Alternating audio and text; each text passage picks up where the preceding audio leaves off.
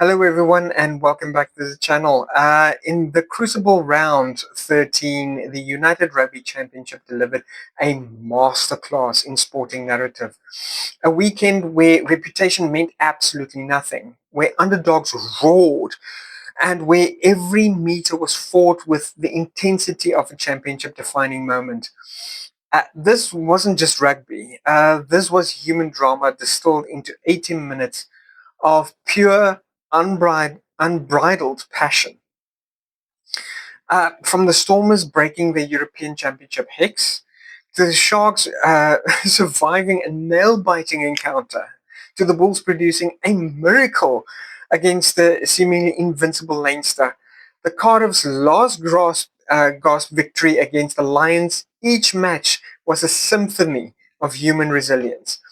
Players weren't just athletes this weekend. They were storytellers, warriors embodying the raw, unbridled spirit that makes rugby more than just a sport. It is a testament of human potential. Sorry, I do sound like a parent here, but these weren't just games. They were battles where legends were born, where careers are defined, and where the human spirit is stretched to its absolute limit. So, without any further ado, let's get into it.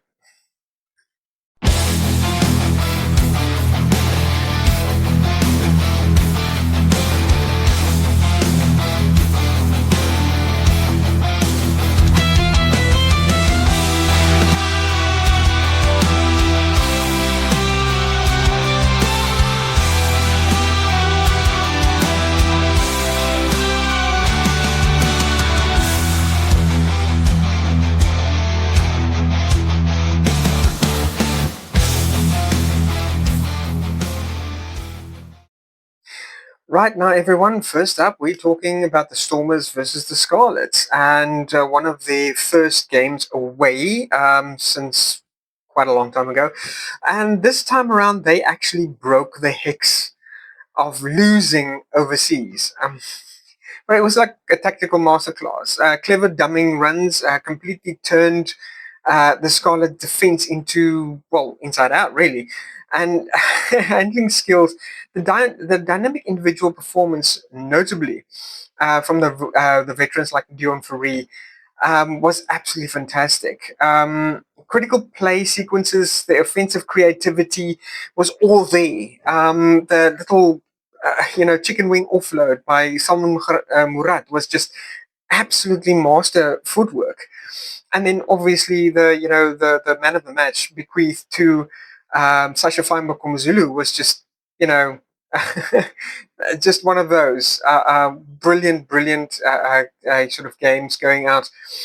But yeah, the performance highlights Dion Ferree, a remarkable performance, scoring his try. Just a little bit unfortunate that he had to leave a bit earlier due to injury. Exceptional team dynamics with the numbers game. The fluid, aggressive play that constantly challenged the Scarlets' defense was just, I think that's basically what kind of broke the bank for the Scarlets, really. The Stormers didn't just win, they dominated with a blend of tactical intelligence, individual brilliance, and reckless attacking rugby. Breaking the European, like I said, curse, they demonstrated why they considered a formidable rugby outfit.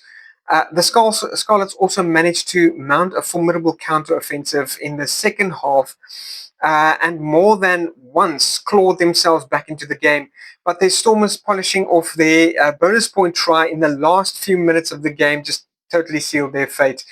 And yeah, moving on from here, will be interesting to see what the Stormers can come up with. Can they maintain their dominance within the European arena? And has it now finally been put to bed? The losing streak in the European arenas. So that'll be interesting to see. But let me hear your thoughts in the comments below. Right, so Sharks have a nerve-wracking one-point victory this weekend over Zebre, and masterclass of a game. High-stakes rugby, just totally a match defined by moments of brilliance, critical errors, and razor thin margins that kept fans on the edge of their seats. Um, Handling errors and opportunistic play, both teams demonstrated absolutely fantastic dance of skill and vulnerability. Really, at in certain parts, Zebra showed remarkable resilience, constantly creating opportunities and. Despite facing a significant pressure from the Sharks, they tried to always keep it in the game, and the Sharks oscillated between clinical execution and moments of defensive uncertainty. The transition play was particularly volatile, with both sides turning potential mistakes into attacking opportunities. Um, so, pretty much happening at a very fast pace, as you would, as I will mention a bit later. The match pivoted on several contentious incidents. I mean, Mampimbi's yellow card for cynical, arguably reactive moment highlighted the match's intense psychological warfare. I mean, he was pushed back in a ruck, then basically kicked, just basically stepping back, kicking the ball back to his team, and then was awarded the yellow card by the ref. Um, Not really the finest moment, but unfortunately, I don't think that was fair. But yeah, they can't cry over spilled milk, really. Asalando, the opportunistic play by him, and then Vincent's bonus point try seemed to emerge from nowhere. So that was kind of, there was always kind of a seesaw matchup. You didn't know, the match could literally go anyway. Zebre had the Sharks gradually asserting dominance at the match as the match progressed. When they started off with dominating in the scrums. The rapid shift between defense and attacking, both teams demonstrated exceptional read and react capabilities. Um, the scoreline margin was, one for serious tense moments. A 1 point margin encapsulating the match's unpredictability, as both teams showcasing remarkable rugby intelligence. Derman's heat adding an extra layer to the challenge for the Zebra players, especially didn't make it quite easily on them. This wasn't just a rugby match, it was a tactical chess game played at neck breaking speed, where every moment could potentially tip the balance. Finally, the Sharks' 1 point victory wasn't just a win, it was a survival and a testament to their resilience and ability to navigate an incredibly challenging encounter. And it was also quite testament to their the undying um, force that they displayed always when they're kind of on the back foot. But more power to them, and we hope they have got a lot of more victories forward. Although, if the teams going forward is going to be anything like Zebra, they've got a hard road ahead, to be honest. But, give me your opinion in the comments below. What did you think of the match, if you did watch? Is there any kind of defining moments in the match that really jumped out with you? So, and give me your opinion as well over the Mapimpi yellow card. Do you agree with it? Don't you agree with it? Let's have a discussion on that one. And now, ladies and gentlemen, for some seriousness, a David and Goliath story on rugby's grand stage.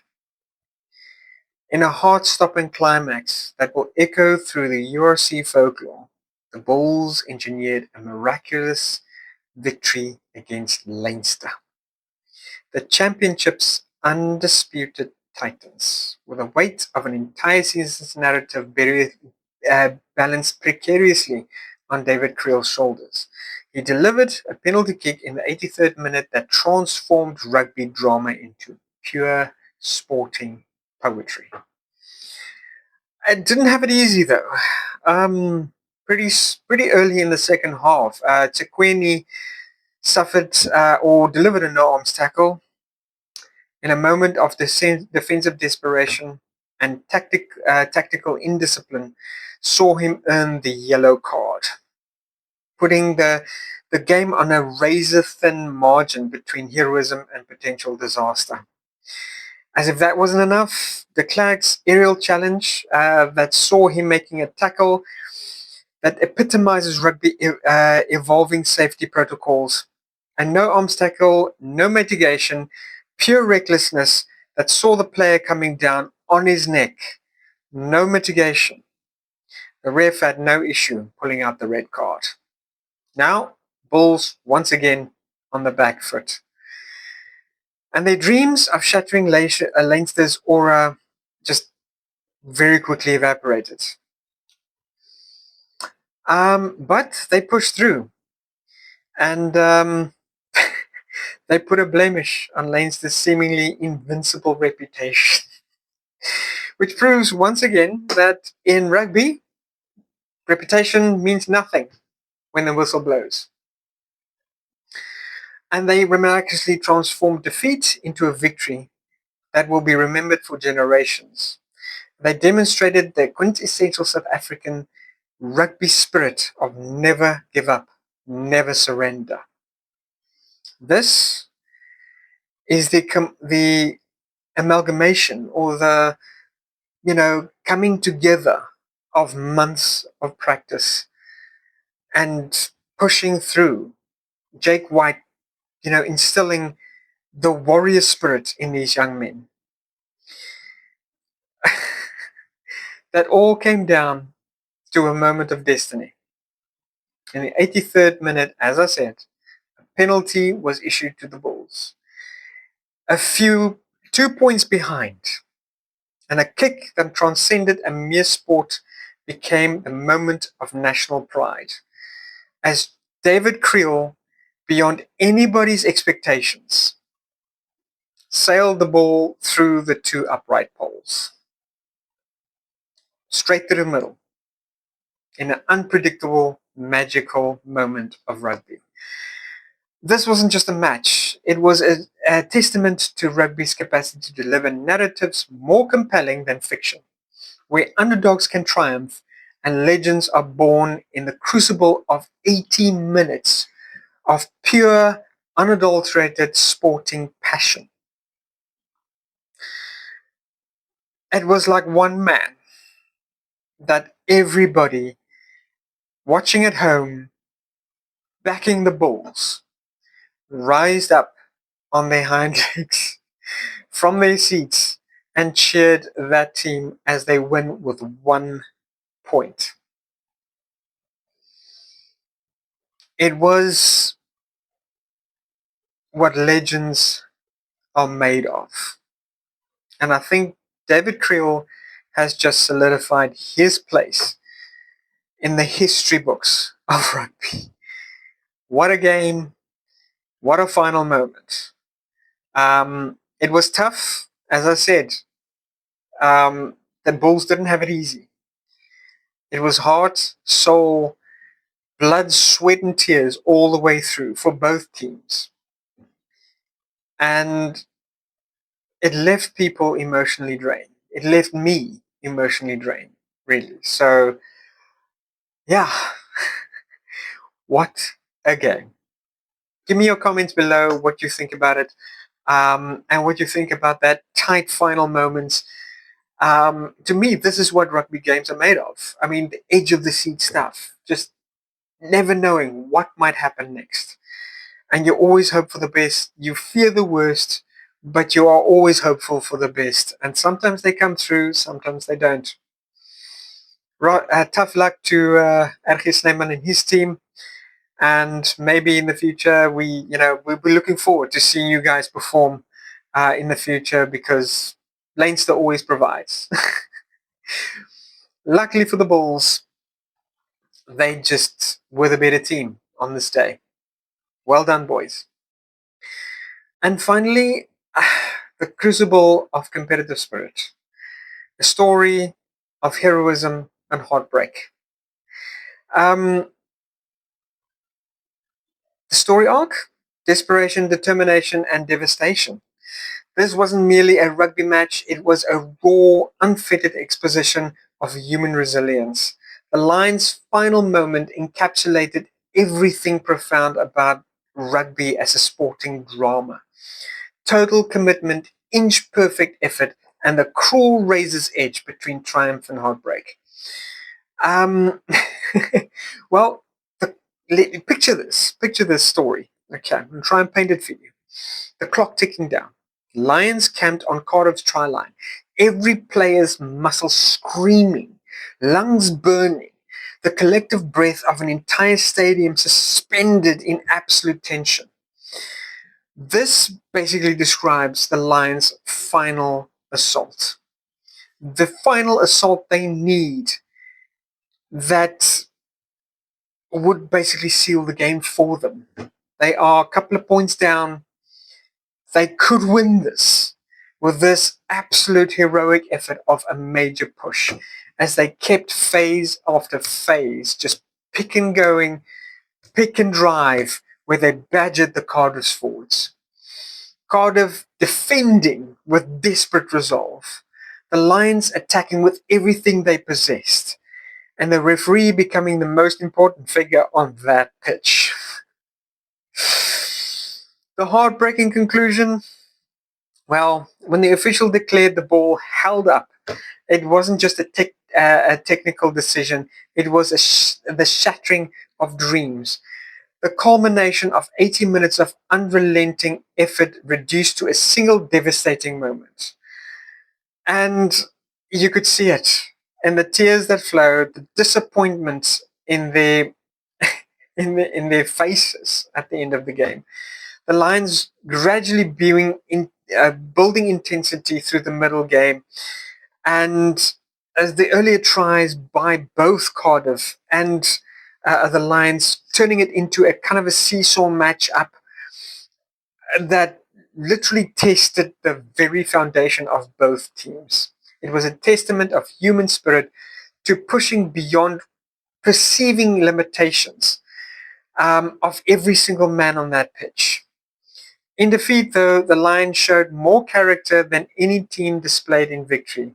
Their final assault wasn't just about scoring, it was about proving the indomitable nature of the competitive spirit. And I would like to honestly not just send my condolences to the Lions and their fans, but to every player on, on that pitch, because you guys gave it your all. This was a battle for the ages. Yeah,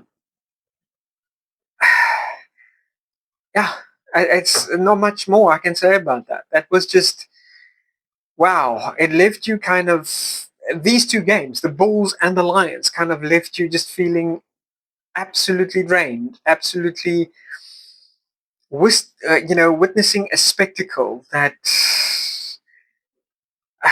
is defined by these rugby moments, and which is why we love the game. Absolutely. I live for these kind of rugby games. And I hope to see a lot more of them in the future through the URC and many of the upcoming international games that we're going to see coming this June, July, when the Springboks are entering into the field again. And yeah, holding thumbs to the boys. They are currently all basically in the camps, getting ready, getting conditioned for those trials and tribulations lying ahead. I also just like to say again, speedy recovery to Dion Free.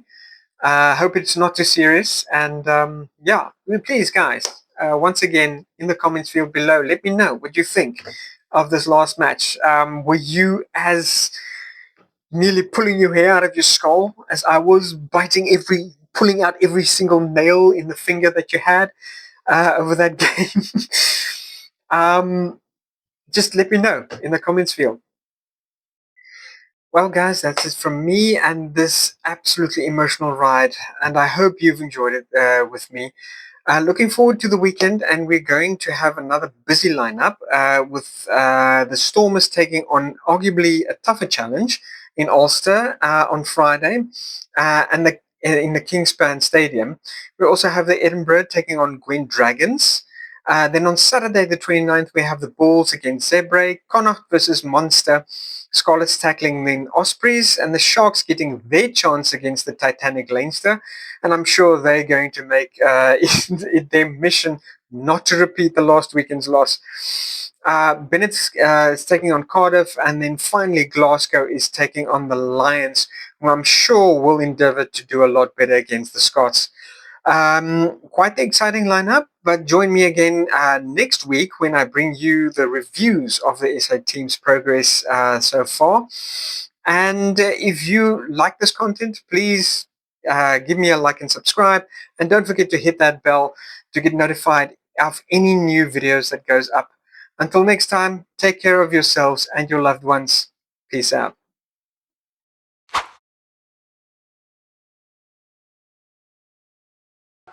Henry Thomas ignored. Lloyd looking for wit. Beautiful dummy and slung inside. The handling delicious from James and Roberts. But now it's broken play for the Stormers. What an offload. Out the back, at range, another one. Why not? Then the dummy. The Stormers blowing their way through this Scarlets defence. Sizzling footwork, one more step, then the fend. Somehow the Scarlets repel the Stormers, who are at full blast. Oh, clip that up and put it on the end of season highlight reel. That's one of the best from the Cape. Joe Roberts on the floor, but this is disappointing. The run there from the Stormers centre. He was stepping left, right, all over the place. No one could tackle him. In the end, it was numbers game. And Dion Forey, 38 years young. He's still got a Springbok future, he was told by Rat.